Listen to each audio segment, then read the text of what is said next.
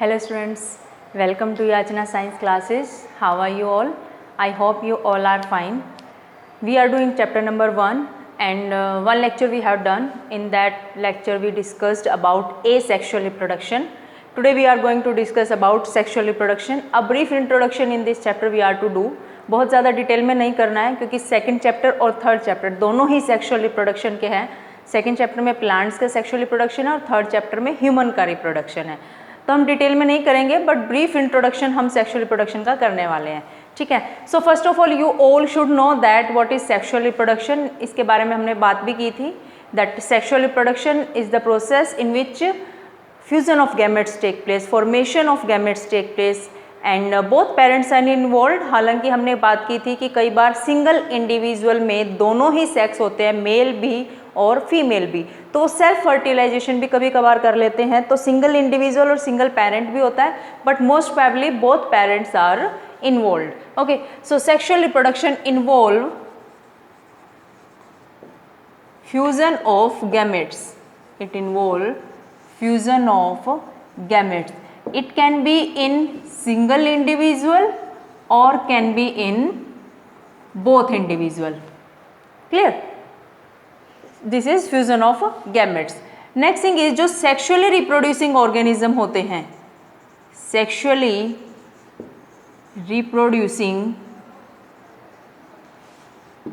organisms have 3 phases in their life. उनकी life में total 3 phase होते हैं. कौन कौन से phase? First is juvenile phase और vegetative phase.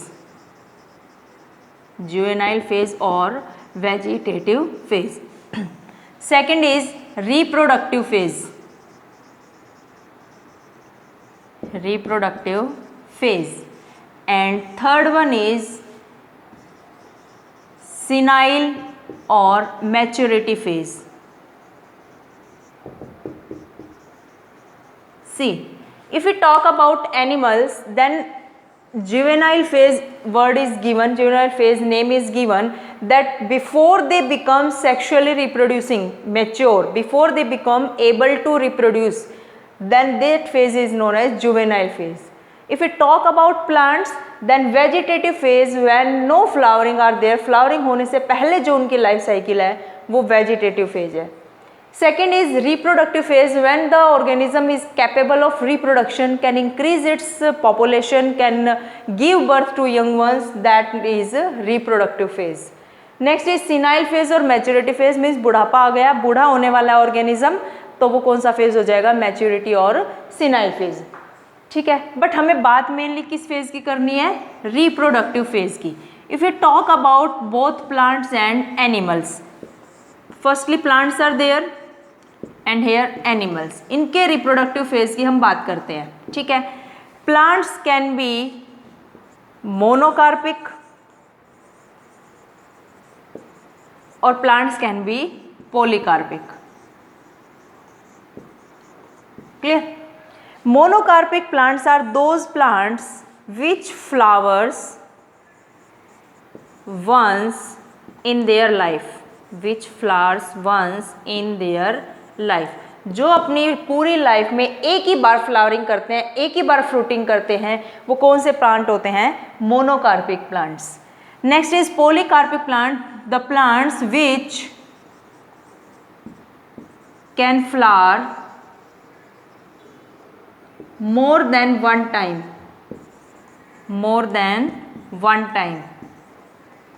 in whole life are polycarpic plant. जो अपनी लाइफ में एक से ज़्यादा बार फ्लावरिंग करते हैं वो कौन से प्लांट होते हैं? polycarpic plant. Now polycarpic can be of 2 types, perennial plants, perennial polycarpic, and second one is seasonal polycarpic or seasonal plants. Clear? Now see, monocarpic plants जो अपनी लाइफ में एक ही बार फ्लावरिंग करते हैं, इसमें एग्जांपल तुम किसका करोगे? व्हीट, राइस, मेज. ऐसा तो नहीं होता है ना कि हम व्हीट लगा देते हैं और फिर 3, 4, 5 महीने के बाद, जो इसकी 6 महीने के बाद कटाई होती है व्हीट की, फिर 5-6 महीने के बाद फिर वो फ्लावरिंग कर देता है, इट इज़ नॉट देयर। उनकी लाइक 6 मंथ्स की अगर लाइफ साइकिल है वीट की, तो वो पूरी लाइफ साइकिल में एक ही बार फ्लावरिंग करता है, एक ही बार फ्रूटिंग करता है। मीन्स अपने पूरे लाइफ साइकिल में ये प्लांट एक ही बार फ्लावरिंग करेंगे, एक ही बार फ्रूटिंग होंगे, तो वो कौन से प्लांट होंगे? Monocarpic plant. इनमें बहुत ही 2 इंटरेस्टिंग से एग्जाम्पल हैं। Let me give you in monocarpic plant.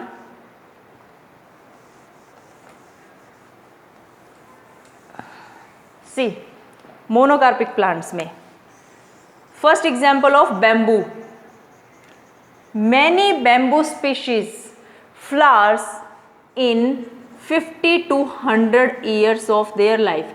50 से 100 साल में वो एक बार फ्लावरिंग करता है bamboo plant, and then die. Flowers and then die. सोचो इसकी भी क्या लाइफ है, पूरी लाइफ में 50 से 100 साल में एक बार उसको मौका मिलता है फ्लावरिंग करने का, और फ्लावरिंग करने के बाद वो मर भी जाता है।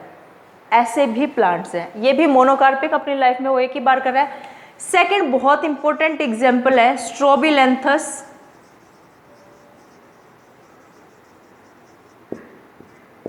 कुंथियाना, Strobilanthes kunthiana. Its common name is Neela Kurinji.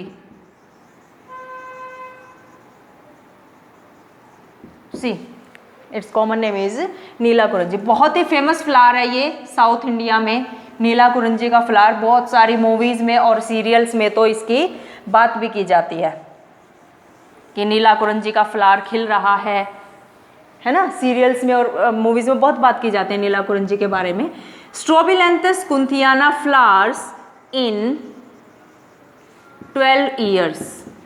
12 साल में फ्लावर्स वंस इन 12। 12 साल में सिर्फ एक बार फ्लावरिंग करता है। कौन? स्ट्रोबिलैंथस कुंथियाना, नीला कुरंजी फ्लावर। ओके, इसके फ्लावर ब्लू कलर के होते हैं, blue flowers. When it flowers, जब भी ये फ्लावरिंग करता है तो पूरा का पूरा एरिया जहाँ पर इसके प्लांट होते हैं पूरा एरिया ब्लू कलर का दिखाई देने लग जाता है। These type of plants are in Kerala, Tamil Nadu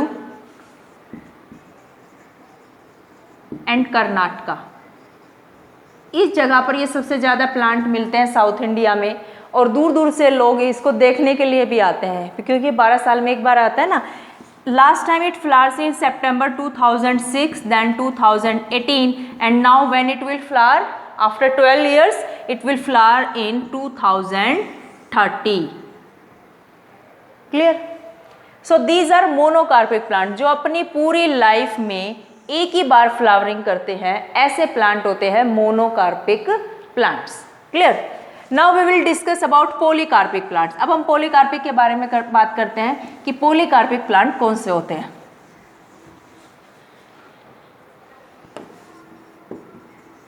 polycarpic plants, these plants flowers more than one in their life. What more than one? Flowering more than one in their life. अब ये 2 type के हो जाते हैं, एक तो पेरेनियल और एक seasonal. Now what are perennial polycarpic plants? Those which flowers, they flowers many times in their life. Flowering करते रहते हैं, ठीक है, पूरी life. For example hibiscus, China rose is there. Hibiscus जो प्लांट है जब भी देखोगे फ्लावरिंग करता रहेगा, एक साल में बहुत बार करता रहता है। ऐसे प्लांट हैं perennial polycarpic plant. Next is seasonal plant. Seasonal plant कैसे है? तो उनका एक सीजन आता है पर्टिकुलर। लाइक एग्जांपल इसमें मैंगो का होगा कि एक पर्टिकुलर सीजन आता है जब तुम्हें मैंगो के फ्लावर दिखते हैं, मैंगो के फ्रूट दिखते हैं। ऐसा नहीं है कि हर मंथ तुम्हें मैंगो के फ्लावर दिखते रहेंगे, फ्रूट मिलते रहेंगे। It is not there. So this is seasonal polycarpic plant कि हाँ वो बहुत बार फ्लावरिंग करते हैं, but they have a particular season कि पर्टिकुलर सीजन में फ्लावरिंग करते हैं, पर्टिकुलर सीजन में फ्रूटिंग करते हैं। क्लियर? सो ये तो हमने बात की प्लांट के बारे में कि इनका रिप्रोडक्टिव फेज कैसा होता है। तुम अपने आसपास कितने भी प्लांट्स देख रहे होगे, ऐसा कभी नहीं होता है कि कोई एक प्लांट हमेशा ही फ्लावरिंग करता रहता है या कोई एक प्लांट कभी फ्लावरिंग कर ही नहीं रहा है। उनका पर्टिकुलर सीजन होता है और हम उनको पहचान लेते हैं कि उनका रिप्रोडक्टिव फेज अब स्टार्ट हो गया है या अब जुवेनाइल फेज खत्म हुआ है। कैसे? बाय शोइंग फ्लावरिंग, उनके फ्लावरिंग देख के हम पहचान लेते हैं। ठीक है, next we will discuss about animals. Animals के अगर रिप्रोडक्टिव फेज की बात करें तो animals are also two types, continuous breeders and second are seasonal breeders. ठीक है, कॉन्टिन्यूअस ब्रीडर्स जिनका कोई सीजन नहीं होता है, they can breed in any time, they can reproduce any time. Example यहाँ पर आ जाएगा मैन, है ना। कोई ह्यूमन का सीजन थोड़ा ही है कि हमारा सीजन आ रहा है कि अब बच्चे पैदा कर रहे हैं, हर घर में बच्चे ही हो रहे हैं कि अरे अप्रैल मंथ आ गया है अब ये सीजन है बच्चे पैदा होने का, तो हर घर में बच्चे ही दिखाई दे रहे हैं, तो किसी को कोई खुशी नहीं होगी ना कि हमारे घर बच्चा हुआ है ना। तो ये कॉन्टिन्यूस ब्रीडर होते हैं, मैन कभी भी रिप्रोडक्शन करके कभी भी बेबी को बर्थ दे सकते हैं। सीजनल ब्रीडर पर्टिकुलर सीजन है इनका, जैसे बर्ड्स का पर्टिकुलर सीजन होता है कि ये कब एग ले करने वाले हैं। रेप्टाइल का पर्टिकुलर सीजन है, लाइक मॉनसून स्प्रिंग जो सीजन आएगा वहाँ पर बहुत सारे रेप्टाइल तुम देखोगे, छिपकली के छोटे छोटे बच्चे बहुत सारे तुम्हें दिखाई दे रहे होंगे अपने घरों के आसपास। तो स्प्रिंग या मॉनसून जो सीजन आता है वहाँ उस सीजन में बहुत सारे ऑर्गेनिज्म ब्रीडिंग कर रहे होते हैं, रिप्रोडक्शन कर रहे होते हैं, तो वो सीजनल ब्रीडर होते हैं जिनका पर्टिकुलर सीजन आता है। तो कॉन्टिन्यूअस ब्रीडर्स में वो एग्जाम्पल आते हैं विच डू मेंस्ट्रुअल साइकिल, जिनकी फीमेल्स मेंस्ट्रुअल साइकिल शो करती हैं।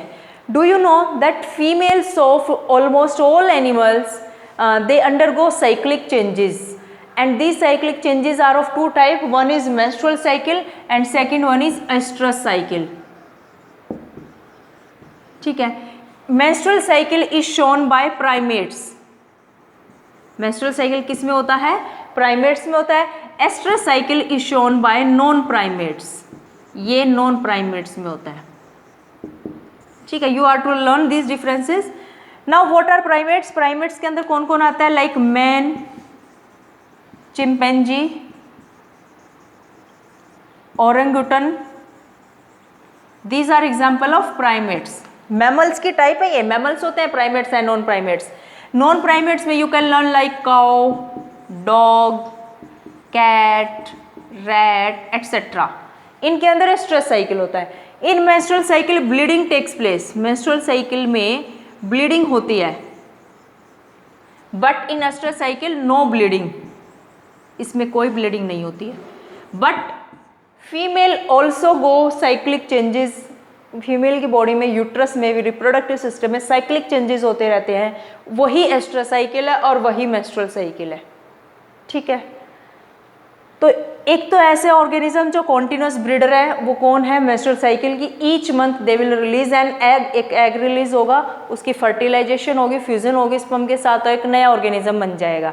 ठीक है, एस्ट्रस साइकिल में क्या होता है? कई बार तो एस्ट्रस साइकिल पूरे ईयर में एक ही बार एस्ट्रस साइकिल आता है किसी ऑर्गेनिज्म के अंदर। किसी ऑर्गेनिज्म में एक सीजन में, जो लाइक विंटर सीजन है उनका ब्रीडिंग का, उस विंटर सीजन में 4-4, 5-5 एस्ट्रस साइकिल आ जाते हैं। ठीक है, तो ये दो तरह के जो है एनिमल है, कॉन्टिन्यूअस ब्रीडर और seasonal breeders. Clear? Now we will do events in sexual reproduction. Sexual reproduction में क्या क्या इवेंट्स होते हैं, क्या क्या चीज़ें होती हैं? Events in sexual reproduction, total 3 events are there in sexual reproduction. First one is pre-fertilization events, second is fertilization, third one is post-fertilization events।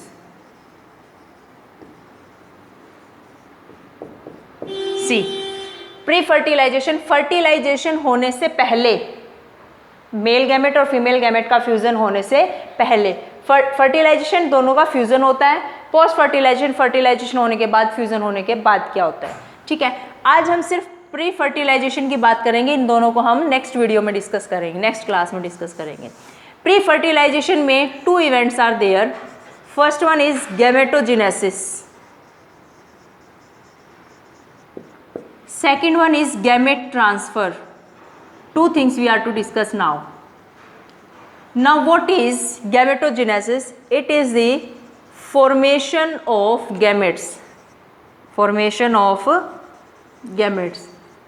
Gametes के बनने की प्रोसेस को क्या बोला जाता है? Gametogenesis. Now what are gametes? These are haploid sex cells. Gametes are haploid sex cells. Now what is haploid? Haploid means n, half number of chromosome, single set of chromosome. Like if we talk about human, diploid means 46 number of chromosome, double number of chromosome. Haploid means 23 number of chromosome, half number of chromosome, single set of chromosome. ठीक है. Gametes are haploid sex cells. Gametes can be of two types. कुछ ऐसे organism है जिनके अंदर आइसोगैमेट्स होते हैं और होमोगैमेट्स. Got it. कुछ ऐसे ऑर्गेनिज्म है जिनके अंदर हेट्रोगैमेट्स होते हैं. ठीक है. होमोगैमेट्स और आइसोगैमेट्स मीन्स सेम मोर्फोलॉजिकली. जो गैमेट्स होंगे वो मोर्फोलॉजिकली क्या होंगे? सेम होंगे, बिल्कुल एग्जैक्टली सिमिलर अपीयरेंस होगी. उनमें डिफ्रेंशिएट नहीं कर पाएंगे कि कौन सा मेल गैमेट है और कौन सा फीमेल गैमेट है. किसके अंदर? आइसोगैमेट्स और होमोगैमेट्स के अंदर. इसमें एग्जाम्पल करेंगे हम cladophora. In your NCERT diagram of cladophora gametes are given. Cladophora is an alga. ये एल्गी होती है. ठीक है. अगर हम इनके इसके गैमेट्स की बात करें तो कुछ इस तरह से गैमेट्स होते हैं इसके. See, suppose this is male gamete, this is female gamete. We can't differentiate male gamete और female gamete में differentiate नहीं कर पा रहे कौन सा मेल और कौन सा फीमेल है. तो ये ऐसे गैमेट्स होता है, आइसोगैमेट्स और होमोगैमेट्स. If we talk about heterogametes, hetero means different, जो morphologically different होते हैं. तो ये कैसे गैमेट्स हैं? Which are morphologically different means easily we can differentiate between male gamete and female gamete. हम बता सकते हैं मेल गैमेट है, ये फीमेल गैमेट है. Suppose Fucus is an alga. It is also given in your NCERT. ये एक algae है. इसके गैमेट की बात करें तो suppose this is an egg. ये ओवम है, फीमेल गैमेट है. ठीक है. और ये इसका मेल गैमेट है. You can see the difference. कितना लार्ज एग है और कितना स्मॉल मेल गैमेट है. ठीक है. ऐसे गैमेट्स होते हैं heterogametes which we can easily differentiate. For example human का भी ऐसा ही होता है. ह्यूमन का ये फीमेल गैमेट है, एग है, और ये स्पर्म है, ये मेल गैमेट है. Like this. So you can differentiate between male gamete and female gamete. These type of gametes are morphologically differentiate. Easily we can differentiate between these two. And ऐसे gametes को बोलते हैं heterogametes. Clear? Male gamete को नाम दिया जाता है. Male gamete can be called as anthrozoid or sperm. Clear. And female gamete बोलते हैं ओवम और egg. Clear. I hope it is clear up to now. Next topic is, हम gametogenesis कर रहे हैं. गैमेट ट्रांसफर को बाद में डिस्कस करेंगे. तो अभी हमने गैमेटोजेनेसिस में गैमेट्स को देखा कि गैमेट्स कैसे होते हैं, कितने टाइप के होते हैं. Now we will discuss about sexuality. Sexuality in organisms means in lower classes you discuss about the thing that in some plants one flower is there and उसी फ्लावर में मेल पार्ट भी है, female part भी है. ठीक है. एक ऐसा फ्लावर है जिसमें सिर्फ मेल पार्ट है और फीमेल पार्ट के लिए दूसरा फ्लावर है. ओके. ऐसे ही कुछ एनिमल्स भी होते हैं जिसके अंदर मेल रिप्रोडक्टिव स्ट्रक्चर भी है, फीमेल रिप्रोडक्टिव स्ट्रक्चर भी है. Suppose this is earthworm. ये एक अर्थवॉर्म है, इसके अंदर मेल रिप्रोडक्टिव पार्ट भी है, फीमेल भी है. यानी कोई मेल अर्थवॉर्म अलग नहीं है, फीमेल अर्थवॉर्म नहीं है. एक ही इंडिविजुअल में दोनों मेल और फीमेल रिप्रोडक्टिव पार्ट है.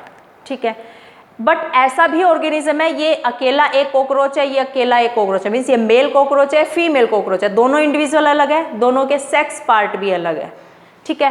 तो इसी के बेस पे हम सेक्सुअलिटी को डिस्कस करेंगे। If you talk about plants, if you talk about plants, पहले हम प्लांट्स की बात करते हैं। प्लांट्स कैन बी यूनिसेक्सुअल और can be bisexual. It is also known as unisexual, also known as dioecious. Maybe spell is not correct dioecious की. Or it can also be known as heterothallic. तीन नाम है ये. Bisexual also known as monoecious or can be known as homothallic. Now see what are these.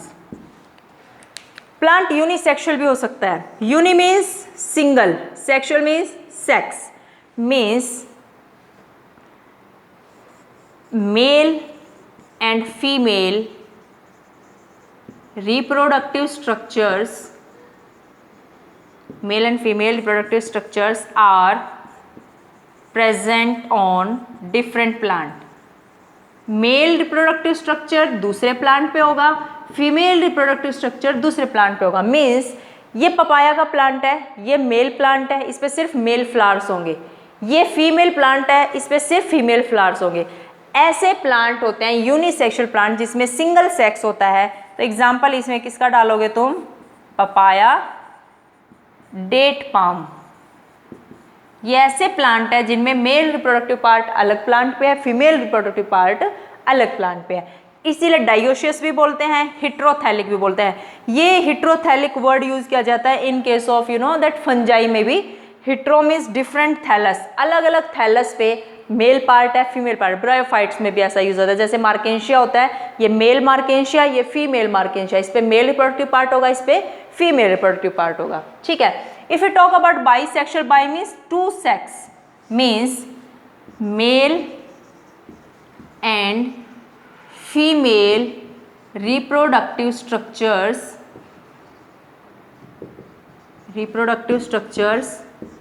present on same plant. एक ही plant पे mail reproductive part है, स्टेमन है, और उसी पे फीमेल रिप्रोडक्टिव पार्ट यानी पिस्टिल और कार्पेल है. ठीक है. मोनोशियस या होमोथैलिक इसी को बोलते हैं. एग्जाम्पल इसमें you can write of cucurbits और coconut. Means suppose this is flower और इसके अंदर ये मेल फीमेल रिप्रोडक्टिव पार्ट भी है, पिस्टिल, और इसके अंदर ये स्टेमन भी है. तो ऐसा फ्लावर होगा बाइसेक्सुअल फ्लावर. यूनिसेक्सुअल जो फ्लावर होंगे इसमें एक फ्लावर तो होगा स्टेमिनेट और एक फ्लावर होगा pistillate. Name is telling the answer. Pistillate, जिस फ्लावर पे पिस्टिल प्रेजेंट है, फीमेल रिप्रोडक्टिव पार्ट प्रेजेंट है, वो पिस्टिलेट फ्लावर. जिस पे स्टेमन प्रेजेंट है, स्टेमिनेट फ्लावर, वो मेल फ्लावर हो जाएगा. Is it clear? सो ये हमने प्लांट की सेक्सुअलिटी की बात की कि प्लांट में सेक्सुअलिटी कैसे डिसाइड होती है. Now we will discuss sexuality in animals. Animals में क्या सेक्सुअलिटी डिसाइड होती है, कैसे डिसाइड होती है कि कौन मेल है कौन फीमेल है. Animals also can be categorize in two parts. First one is unisexual animal, second is bisexual animal. Again unisexual means single sex, है ना. कि इसमें एग्जाम्पल तुम डाल सकते हो ह्यूमन का. Very easy example you can see. देखिए फीमेल जो गर्ल है वो अलग है, बॉयज जो हैं अलग हैं. मेल रिप्रोडक्टिव पार्ट अलग इंडिविजुअल में है, फीमेल रिप्रोडक्टिव पार्ट अलग इंडिविजुअल है. तो ह्यूमन का एग्जाम्पल, कॉकरोच का example you can right.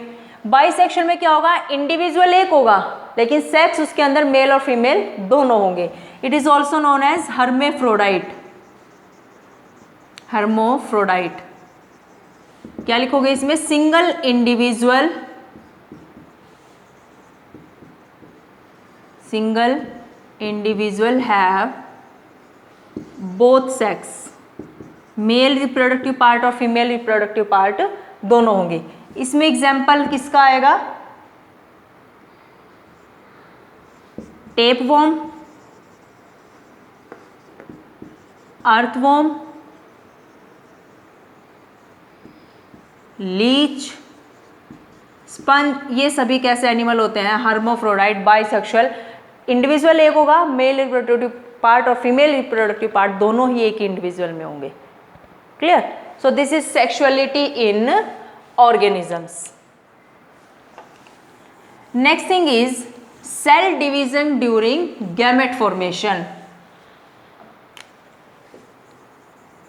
Cell division in gamete formation. I told you one thing, थोड़ी देर पहले मैंने बताया कि गैमेट्स आर हैप्लॉइड। गैमेट्स कैसे होते हैं? Haploid, and they can be male gamete and they can be female gamete.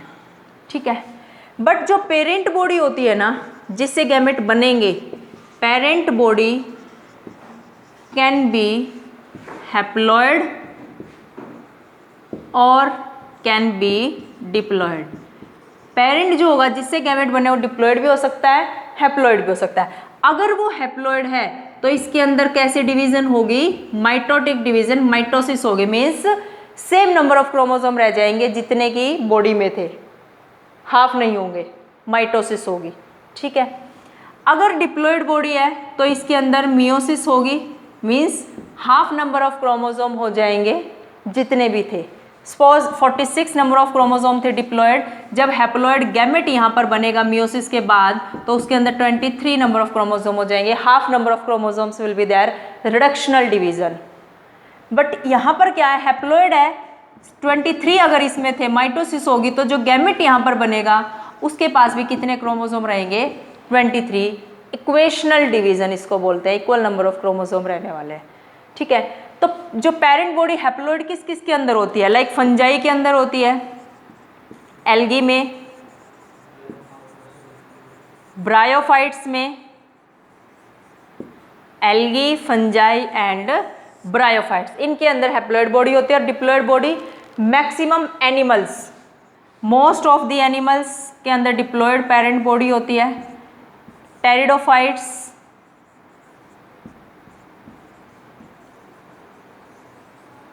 Gymnosperm,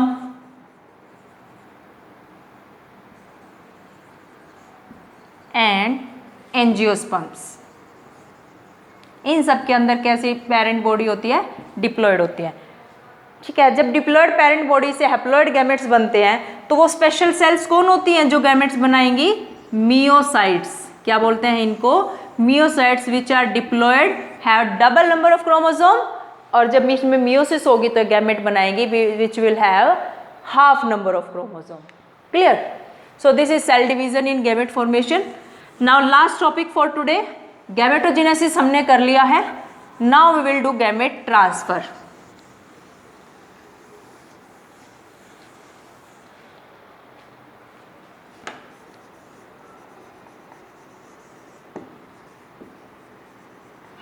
gamete transfer. अब गैमेट बना तो लिए हैं, अब इनकी ट्रांसफर होनी चाहिए। मीन्स मेल ने अपना गैमेट बना दिया, फीमेल ने अपना गैमेट बना दिया है, फर्टिलाइजेशन करने के लिए इनको ट्रांसफर करना पड़ेगा। Physically they should become in contact. If you talk about lower organism, lower plants की अगर हम बात करें या लोअर ऑर्गेनिज्म की बात करें, सी कौन कौन? फंजाई है, एल्गी, ब्रायोफाइट्स।